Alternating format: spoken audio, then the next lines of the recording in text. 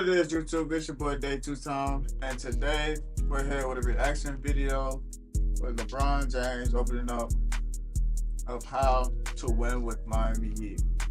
Now, for those basketball fans, this should be exciting to hear backstories from legends, from current players that's playing right now, stories that they haven't heard, that we never heard before. I feel like this should be so exciting. So I ain't even gonna say a lot. We're gonna get straight into the video. Let's do it. When you guys got together in Miami, Yeah. the conversations with Chris about his role, Mm-hmm. but also the decision to sort of move him to the 5, which, by the way, was not right away. No, it wasn't. Like, was there pushback on that at the time? Do you remember, those conversations? Because, you know, I know UD was there, Yep. Joel Anthony was there. Yep. Yeah, my first year, Big Z was there, and Big Eric Z Dampier. and Eric Dampier. Yeah. I'm gonna tell you when it all changed. Obviously, my first year there, you know, played great basketball, got all the way to the finals, losing the finals. I played like shit. Spo, Yes, you did. That first year in the playoffs, playing against Dallas, for some reason your ass was scared. Seemed like you was scared. You was only averaging like 12 points. And at the time, I wasn't even a Heat fan, but I still watched it. I wasn't even a Heat fan. I was a Bulls fan. I was a D Rose fan. Still am to this day. But like, me and my homeboys talk about this almost every time. I guess it was his first year and he was still adapting to things. But like, you could have won that ring if you was the second year LeBron. Like, if you came in with that mentality, you would have had about, what you got, 4 rings now? You could have had 5 rings. Could have caught with Kobe by now. is the reason why we were a better team and our team was more assembled properly. That summer, he went to Oregon and hung out with Chip Kelly. Oh, interesting. He when we lost to Dallas, he went to Oregon and hung out with Chip Kelly and learned the spread offense and tried to figure out if he could translate that to basketball. And don't know the super conversations that him and Chip had, but I know when he came back to us, he knew in order for us to reach our potential, one, I had to be fucking 10 times better than I was in that previous June finals. But Chris Bosh had to go to the 5. And CB being who he is, there was no pushback. There was no pushback. He knew in order for us to reach our potential that CB would have to go to the 5. And we had to spread, he had to start working on his corner 3 faithfully every day after practice. Corner 3 every day after practice. We're going to post you up. We're going to get you your elbow catches. The offense is going to run through you at times. But in order to bring, you know, the Tyson Chandlers out of the paint, in order to bring the Roy Hibberts out of the paint, in order to bring Tim Duncan out of the paint at times, That's in order to smart. bring Kevin Garnett out of the paint, you got to hit these corner 3s. You got to at least be a threat. And Spo knew it. He had that vision. He went and learned. He said, the way I coached in that finals versus Dallas, unacceptable. I told myself the way I played, unacceptable. And he came back with vengeance, and I was locked the fuck in from start to finish. But it was Spo. I got a question about the Bosh spacing, but because you just said that, was that the low point for you in your career? Oh, for sure. 2011. The lowest. Yeah. Yeah, the lowest. Yeah. The lowest. What is it, the Bosh spacing? What did that sort of unlock? I'm curious. Like, what were the actions? What was the 2-man game? Yeah. What were the reads? The cutting. Slot cut? The slot cuts. The slot cuts. The slot cuts. It unlocked the slot cuts. It unlocked exactly what myself and D-Wade thrive on. Dribble penetration, slot cutting. Pick and roll happens, you tag, slot cutting. Yeah. It unlocked all of that. And we all know how great D Wade is on the baseline. It's hard to cut behind the defense when X5 is standing there the whole time because, you know, the offensive five is there. You know, so, you know, you hit me on the pocket pass now, you know, I get the pocket pass from Chalmers or from Norris Cole, you know, and now Bosch is in a strong corner. Are you going to leave him or not? If you do, he's going to tag you. And if not, when I roll, now you got X3 or X2 tagging on me on the roll. And 9 times out of 10, that guy that's playing the elbow that's supposed to X to the corner, he's Xing out to the 3-point line and D-Wade's slashing right behind him. It unlocked so much for our offense. And it gave myself and D-Wade in transition. We had this thing called the Mack truck lane. So basically from the block to the block. So say, for instance, we sitting on the free throw line. Yeah. You got one block on one side, one block on that side. I can picture a basketball court, yeah. We do it for the viewers. I'm not questioning JJ's expertise. No, I know what you're saying. First day of training camp, we had that whole thing taped off. The bigs were not allowed to run in between the Mack truck lane. From the first day of training camp all the way to game 1. Prohibited. You're not allowed to, and if I'm bringing the ball up and the big is behind me, he can't cross the court. He has to run wide behind. This is all. Spo is like, he's that damn good. Some Twitter sleuth will correct me on this, and I will accept it if I'm wrong.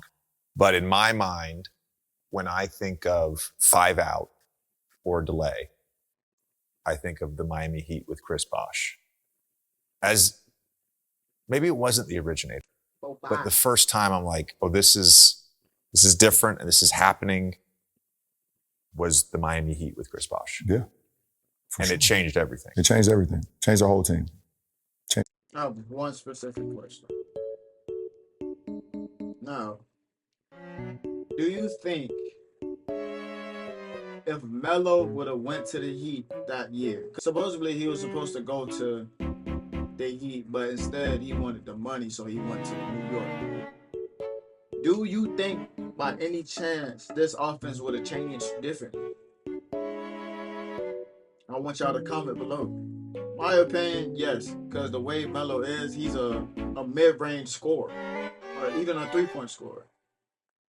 I feel like the only difference is Bosh would have had to stay down at the 5. Like on the block, though. He would have stayed at the block most of the time. Or it might have just been the same way for real.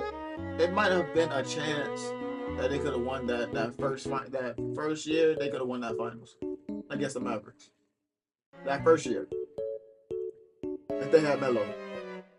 Well, I don't know. Because Melo was kind of selfish. They all played their role. And if Melo want that ball, he gonna get that ball. You feel me? So I think it kind of worked out. The whole team. Then we added Ray. Shane. Added Shane. Added Mike Miller. We added the spacing. And CB could pass. He could rebound and push. There wasn't many 5s at that time that was rebounding and pushing the break. You see it all the time now. Right. You see Bam. Bam does it. Bam does it all the time. Yoke, of yeah, course. The MVP of the league. Jokic does it. It's like CB was pushing the break. Okay, if he ain't have nothing early in trans, boom, right to a DHO. Second side, swing. Like, he was just smart. But I mean, obviously, when you move from one position where you're so dominant, you think of CB in Toronto where he mainly played the 4. Almost probably 95% of the time played the 4 and averaged 25 and 10 or 12. The ball exclusively went through him in the mid-post. Every single time. On either block, really. Yeah. But it's remarkable that he changed that. Yeah, he changed that. I want to, before we talk more spacing, I want to touch on one last thing. That little ass silk. The Heat. And that is, I feel like. I ain't gonna cop. I would have gulped that bitch. I know he taking little small sips. I don't know why I just thought about that, but I would have gulped that motherfucker like, it's alright. It ain't even like that for real, but you can give me some more. in the NBA, the phrase super team or the term super team is a little bit of a misnomer, because you can have a big three, right? You still need 4 or 5 ancillary role players who Absolutely. star in their role and then complement the stars. No question about it. And it doesn't work. It doesn't work unless you have those guys. And you've lived it multiple times. I've lived it. I mean, obviously my first year in Miami, yeah, we had a big three. And everyone said it's a super team this, super team that. But we had to build our team around all minimum guys, which was still okay, but we didn't fill out the complimentary guys enough. Yeah, we had Rio, we had Udonis, but we didn't have enough as far as enough complimentary guys to actually make it all work. And we still made it to the finals. And we still probably should have won the finals, but I still give credit. Listen, it is what it is. You win and you lose, and we lost. Just know Dallas was fucking good, and they hit a stride at the right time. Dirk was unbelievable. But my second year, we was able to grab some complimentary players and role players that really I'm talking about superstars in their roles. And it goes back to my first year in Cleveland. He said the perfect thing. Like he said, that first year was grits. So ass. That first year was ass. But the fact that the year after they did a couple adjustments and added a few players to their team that actually played their role and didn't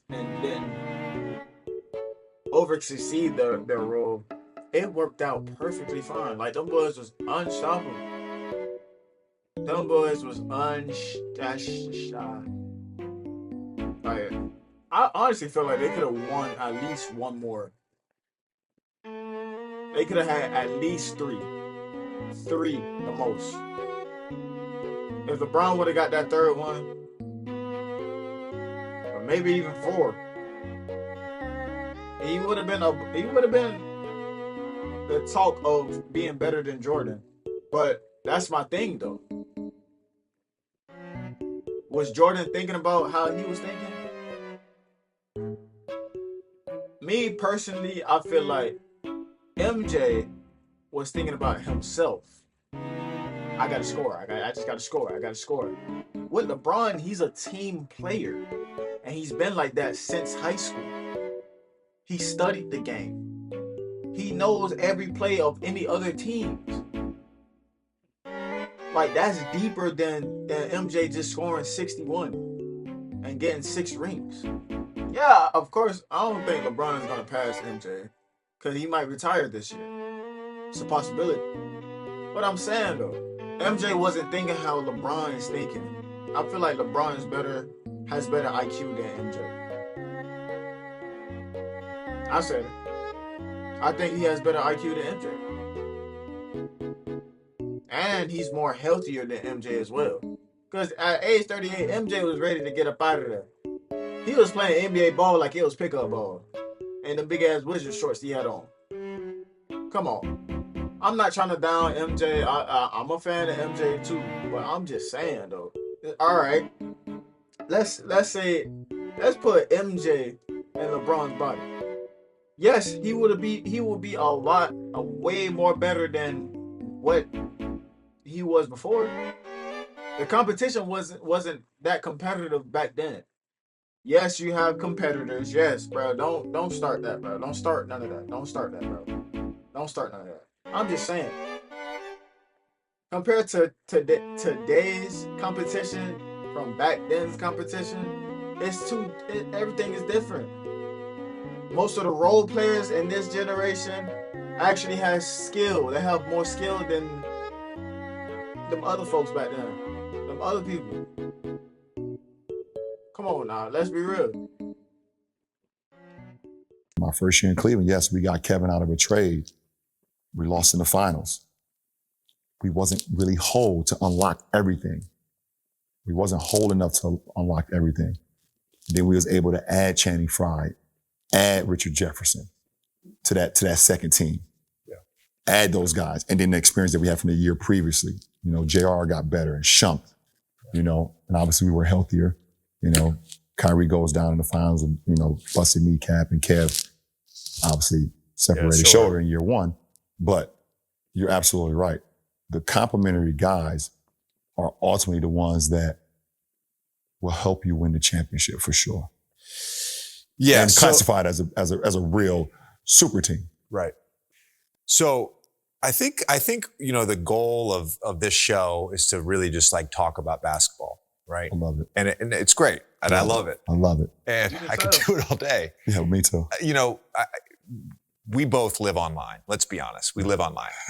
We're well aware of all the discourse. I have to participate in the discourse. And I said this. I want to participate so much more. I said this the other day. I was like, the discourse has a place, right? It provides a level of entertainment. Yeah. And I get it. And I feel like sometimes I get annoyed at a couple keywords that get involved in discourse. And we're not going to do this every episode. We're not going to do this. But I just, on this point we're making about how a team works, there's the word important. Who's the more important player for the Boston Celtics? Who's the most important player for the Boston Celtics? I also get annoyed with the word pressure, right? Those are the two words that drive me fucking crazy. Pressure in particular. But that ain't your real life, nigga. That shit wasn't funny, nigga. Let me start down LeBron. I'm sorry, God. Because if you've like been around, you know that most guys in the NBA put an insane amount of pressure on themselves. That's why we all have fucking anxiety. Like we all put so much pressure on ourselves. And the important word bugs me because the best player is always the most important player. It's very hard to win. LeBron, how is that funny?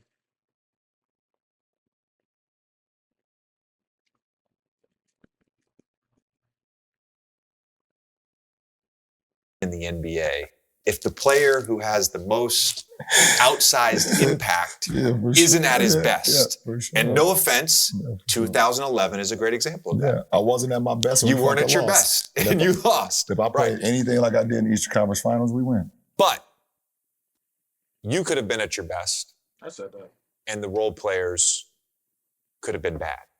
So like for me, this is why I get annoyed. Because I'm like, yeah, like when I played on the Clippers, CP and Blake, they were the most important guys on our team.